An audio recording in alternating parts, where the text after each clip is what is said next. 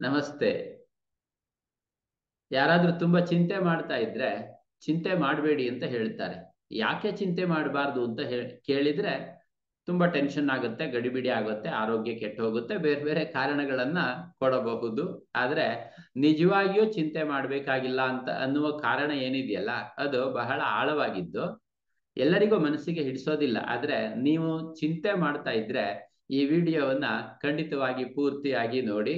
ಇದು ನನಗೇನೆ ಒಂದು ದಿವಸ ಬಂದ ಪ್ರಶ್ನೆಗೆ ಆನಂತರ ನನ್ನ ಮನಸ್ಸಿಗೆ ಹೊಳೆದ ಒಂದು ಉತ್ತರದ ಆಧಾರದ ಮೇಲೆ ನಿಂತಿದೆ.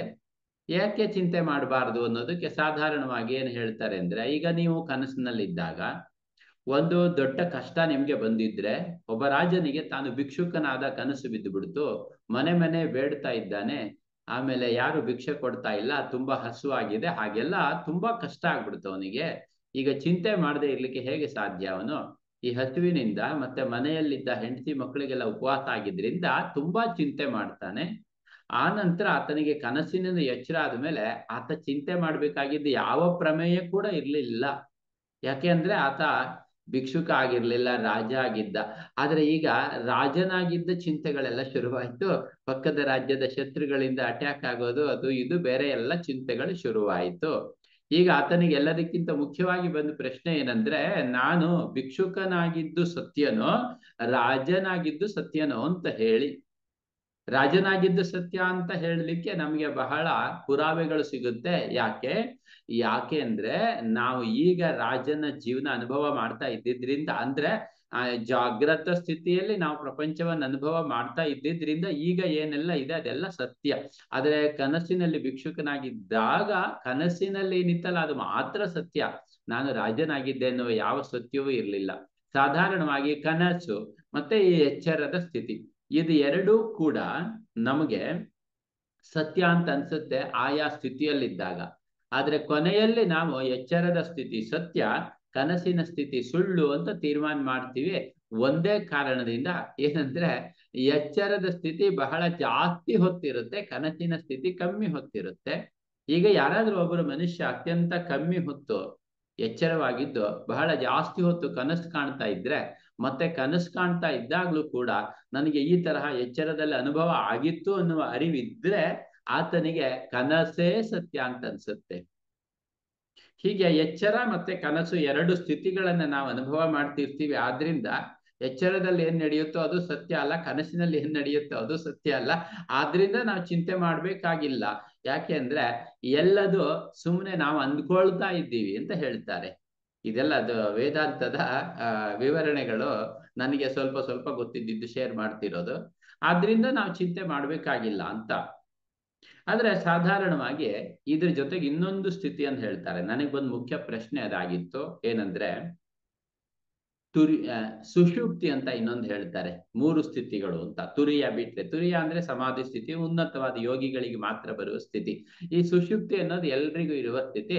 ಇದು ಎಚ್ಚರಿಕೆನೂ ಅಲ್ಲ, ಕನಸು ಅಲ್ಲ, ಬದಲಿಗೆ ಅತ್ಯಂತ ಗಾಢವಾದ ನಿದ್ರೆ ಮಾಡ್ತಾ ಇರುವಂತಹ ಸ್ಥಿತಿ. ಈ ನಿದ್ರಾ ಸ್ಥಿತಿಯಲ್ಲಿ ಇದ್ದೇ ನಾನು ಅನ್ನುವುದಕ್ಕೆ ಏನು ಅನುಭವನೇ ಇಲ್ವಲ್ಲ.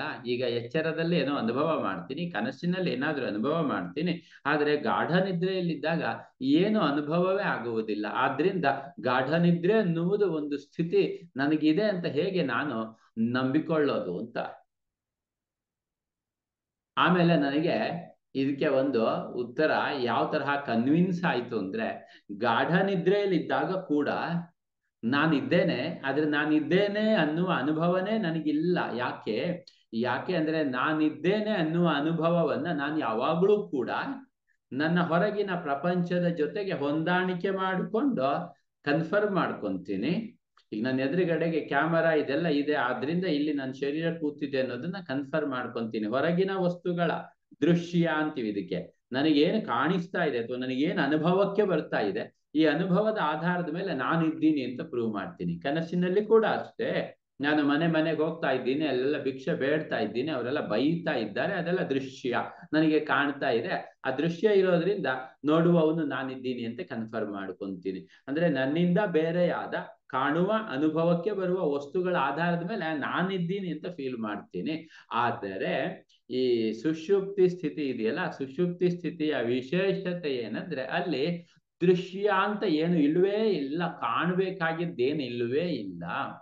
ಗಾಢ ನಿದ್ರೆಯಲ್ಲಿದ್ದಾಗ ಏನು ಕಾಣಿಸುವುದಿಲ್ಲ, ಅಂದ್ರೆ ಏನು ಅನುಭವಿಸುವುದೇ ಇಲ್ಲ. ನಾವು ನಮ್ಮಿಂದ ಹೊರಗೆ ಏನು ಅನುಭವಕ್ಕೆ ಬರೋದಿಲ್ಲ.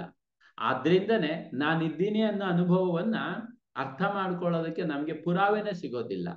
ಏನಾದ್ರೂ ಹೊರಗಡೆ ಹೌದು ಭಿಕ್ಷುಕನಾಗಿದ್ದೆ, ಯಾಕೆಂದ್ರೆ ಅಲ್ಲೆಲ್ಲ ಓಡಾಡ್ತಾ ಇದ್ದಾಗ ಅವರೆಲ್ಲ ಬೈದಿದ್ರು, ಇಲ್ಲ ರಾಜನಾಗಿದ್ದೆ, ಇದೆಲ್ಲ ಹೊರಗಡೆ ಏನೋ ನಡೀತಾ ಇರೋದ್ರಿಂದ ನಾನಿದ್ದೀನಿ ಅಂತ ಗೊತ್ತಾಗ್ತಿತ್ತು.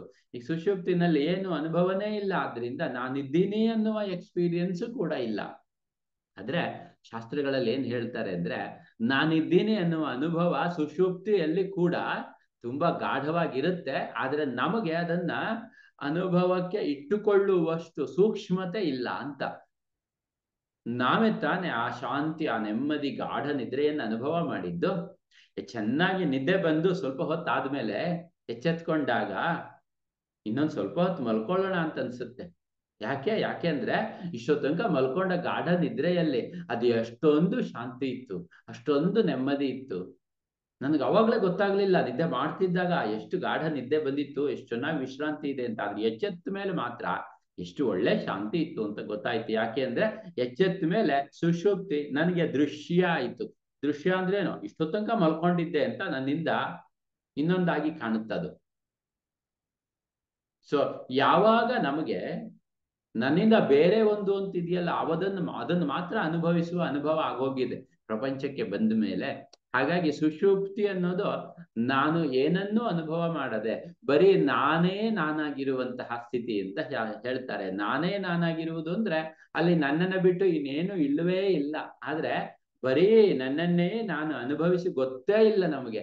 ಆದ್ರಿಂದ ಸುಷುಪ್ತಿಯ ಅನುಭವ ನಮಗೆ ಸುಷುಪ್ತಿಯಲ್ಲಿ ಇದ್ದಾಗ ಬರುವುದೇ ಇಲ್ಲ. ಅದನ್ನ ಹೊರಗಿನದ್ದಾಗಿ ನೋಡಬಹುದಷ್ಟೇ. ಹೊರಗಿನದ್ದಾಗಿ ಅಂದ್ರೆ ನಾನು ಅವಾಗ ಮಲ್ಕೊಂಡಿದ್ದೆ, ನನಗೆ ನಿನ್ನೆ ಗಾಢ ನಿದ್ರೆ ಬಂದಿತ್ತು, ಹೀಗೆ ನೋಡಬಹುದು. ಬಿಟ್ರೆ ನಾನು ಈಗ ಗಾಢ ನಿದ್ರೆ ಮಾಡ್ತಿದ್ದೀನಿ ಅಂತ ನಿದ್ದೆಯನ್ನ ಅನುಭವ ಮಾಡ್ಕೊಂಡಿರೋದಕ್ಕೆ ಆಗೋದಿಲ್ಲ ಅಂತ.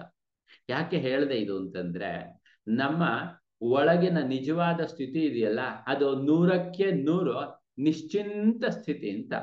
ನಾವು ಗಾಢ ನಿದ್ರೆಯಲ್ಲಿದ್ದಾಗ 100ಕ್ಕೆ 100 ನಿಶ್ಚಿಂತವಾಗಿದ್ದು ಬಿಡ್ತೀವಿ. ಆ ತರಹ ನಿಶ್ಚಿಂತ ಸ್ಥಿತಿಯನ್ನ ನಾವು ಸ್ವಲ್ಪವಾದ್ರೂ ನಮ್ಮ ಎಚ್ಚರದ ಸ್ಥಿತಿಯಲ್ಲೇ ಅನುಭವ ಮಾಡಿದ್ರೆ ನಮ್ಮ ಶರೀರದ ಬಹಳಷ್ಟು ಕಾಯಿಲೆಗಳು ಹೊರಟೋಗುತ್ತೆ.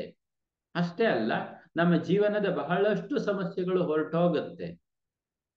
ಆದ್ರಿಂದ ನಾವು ಸುಷುಪ್ತಿಗೆ ಪ್ರತಿ ದಿವಸ ಗಾಢ ನಿದ್ರೆಗೆ ಹೋಗುವುದು ಎಷ್ಟು ಮುಖ್ಯನೋ, ಹಾಗೇನೆ ಗಾಢ ನಿದ್ರೆಯ ಒಂದಿಷ್ಟು ವಿಶ್ರಾಂತಿಯನ್ನ ತನ್ನಲ್ಲಿ ಸೇರಿಸಿಕೊಂಡ ಯೋಗ ನಿದ್ರೆಯನ್ನು ಮಾಡುವುದು ತುಂಬಾ ಒಳ್ಳೆಯ ಕ್ರಮ.